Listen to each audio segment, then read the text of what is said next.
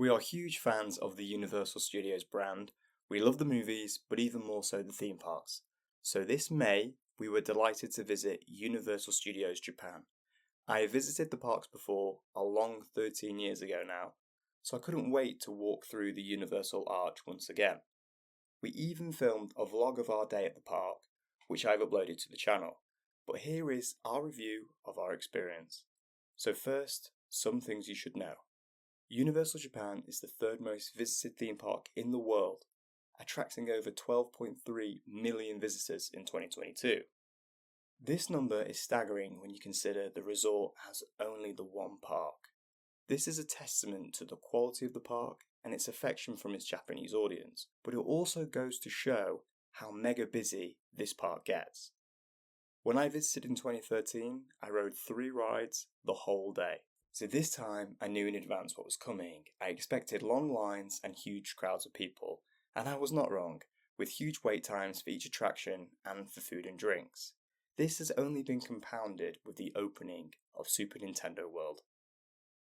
The Japanese take theme parks very seriously, so how do you prevent a day stood in lines and a visit to the foot doctor?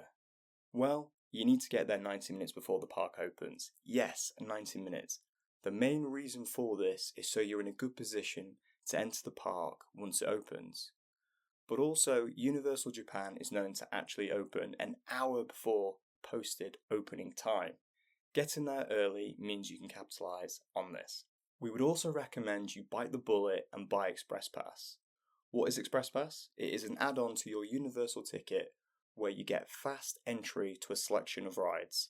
One big benefit is you can buy the Express Pass before your park day. However, they do sell out quick, so buy as soon as possible if you know you want to use it.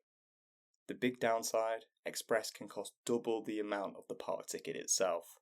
So you are probably looking at least £40 for your park ticket per person, and then another £80 per person for Express. So for a family of 4, this does not come cheap.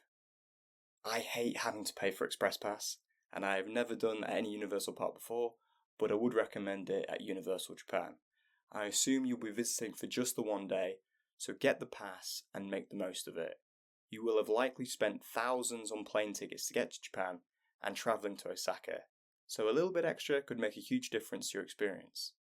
Otherwise, you will likely experience just a few attractions and not much else, especially if the opening hours are relatively short at the time you'll visit. Unfortunately for us, ours were pretty short, 9:30am until 7pm, and without Express we would not have experienced much. Even with Express, we only managed to do just the bare minimum of what we wanted to do, meaning we missed out on some experiences. But the biggest reason to buy Express is for entry to Super Nintendo World, which I pretty much guarantee you will want to do, as you cannot ensure your entry to the land without Express Pass.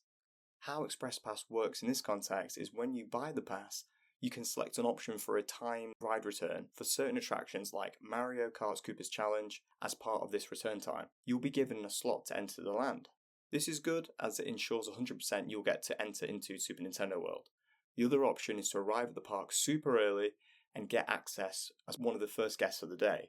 However, as the land fills, this opportunity doesn't last long before they close access to only those who have timed Express Pass.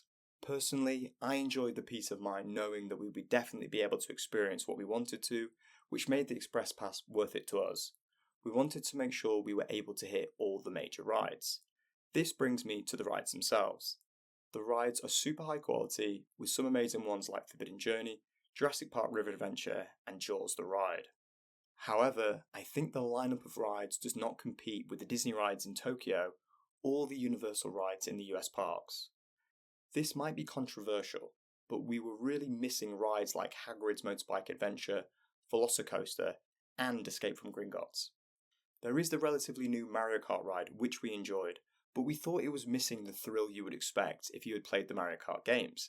It was a fun experience and the queue area is amazing, but the ride itself is just like a fancy video game, in the mould of Disney rides such as Toy Story's Midway Mania or Web Slingers. Fun experiences, but not something that really lives with you like Beauty and the Beast at Disneyland Tokyo, or the Hagrid's ride at Islands of Adventure in Florida. This park needs something truly world class that can compete. Something like Hagrid's would be amazing here, and a unique attraction for this park would take it up a notch in our opinion. There is a growing Pokemon influence in the park, which is amazing. If they could translate that to a Pokemon themed ride or land, it would guarantee that we return very soon. The themed lands are incredible as well, with the highlights of course being Super Nintendo World, which is incredibly immersive, albeit massively crowded. Hogsmeade is as incredible as the ones in the American parks, but pretty much a carbon copy, and Minions Land is really fun and a great tribute to the movies. The only land that let me down a bit was the Jurassic Park land. It definitely lacks the size and epicness to live up to the movie franchise, and the netting they put on the front iconic gateway, the welcome to Jurassic Park, killed all the immersion for me. It was just covered with a huge net with a roller coaster above it. The roller coaster is amazing, but the netting kills the land for me because straight away your immersion is broken. And speaking of immersion, sightlines seem to have not really been considered for this park. Kind of ignored, to be honest. For example, I could see Super Nintendo World from Hogsmeade. To such a degree, it was frankly distracting. I was expecting Mario to fly over on a broom at one point. We love merchandise, and for us, it is a huge part of the experience. With the park being in Japan and catering for the Japanese market, the merchandise tends to be accessories, cutesy stuff, or sweet treats in nice tins.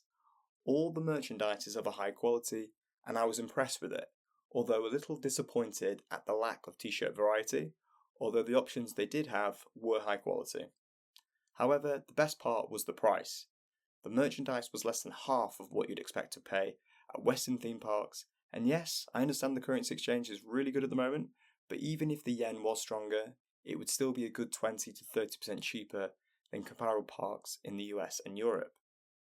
For example, dealer got this Hedwig headband which looked amazing. It was £10. In the Wizarding World in America, surely it would be at least 30. So yeah, really nice. Something else which was great is the food. Universal's really getting this right in Japan. Firstly, there are some amazing options between Japanese and Western cuisine, but there's also great variety in the offerings that are available, and the quality of the food for the price really shocked me. A high quality quick service meal in the park is going to set you back about £10. This would be double at places like Disneyland Paris, Walt Disney World, and the Universal Resort in Florida. Some food highlights for us were the Amityville Landing restaurant where you can eat Jaws himself, Shark Nuggets anyone, and the Pokemon snack cart where you can get a Pikachu pizza or a Squirtle churro, or both if you're feeling naughty. But there was lots of places we didn't get to try that we'd have liked to, restaurants like Canopio's Cafe and the Three Broomsticks. My biggest tip though is to eat outside of regular eating hours at lunch and dinner, as the queues can get massive. Something else that was massive was the vibes. Amazing in the park. We really loved this. It was fun, upbeat and welcoming everywhere we went. The atmosphere was great. The team members are truly fantastic. They go out of their way to line the streets and say hi and smile to every single guest that walks past. I lost count of the number of cast members whom we had interaction with. This was giving us good feelings throughout the day. All the constant smiling and saying hello, it was really pleasant to experience. The level of English of the team members is good, which again helps as a foreigner visiting the resort. Don't ask anything too crazy, but most things they can help out with. I hear a lot of people say that Universal Japan is their favourite theme park, and to be honest, having been back again, I don't really understand this, especially if you visited the US parks or even Disneyland in Tokyo.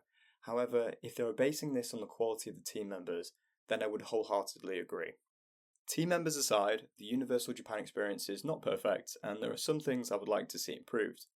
Things like high quality attractions, for example. I think the new Donkey Kong coaster will be huge for the park, but also some nighttime entertainment. At the moment there isn't any, and it is absolutely needed. I know in the past they have done nighttime parades and Hogwarts castle shows.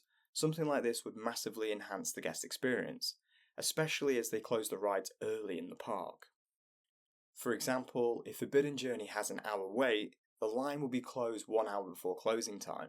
This is disappointing because as most rides have long waits, you conceivably not have that much to do for the last hour or so of the day, which happened in our case. But luckily we had one more ride remaining on our express pass, but if we didn't, all we could have done was shop. I think they need to take the Disney approach, like in the US for example, where they keep all the rides open until closing time, and if you get in the queue a minute before closing time, you're good, you can ride. I think that would be great here. as I would say this was the biggest disappointment of the day. Okay, if you want to close the rides early, not great, but we can accept it. But offer something else to entertain your guests. So, the 52,800 yen question, which is the total we paid for the day for the two of us, with Express Pass, was it good value for money? I would say yes, just about. We had a fantastic day, and the team members made us feel truly special. The biggest highlight was Dealer being chosen for the Ollivanders One experience, which you can see in our vlog. But expecting families to pay £130 per person just for a day pass and the ability to see and do everything is hard to swallow. However, I do really enjoy the Universal Japan Resort, and it is certainly worth a visit. But if you have experienced the parks in the US, then maybe temper your expectations a little. You will still have an amazing day. It's a fantastic park and truly world class. Jaws is still amazing to experience as well. Haven't mentioned that too much, but it's really fun here. Don't have that anymore in America with Diagon Alley being there. But the park generally lacks the epicness of the experience that I've come to love with the Universal resorts in the United States. So that's it for our review of Universal Studios Japan. Thanks for watching, and we'll see you in the next one.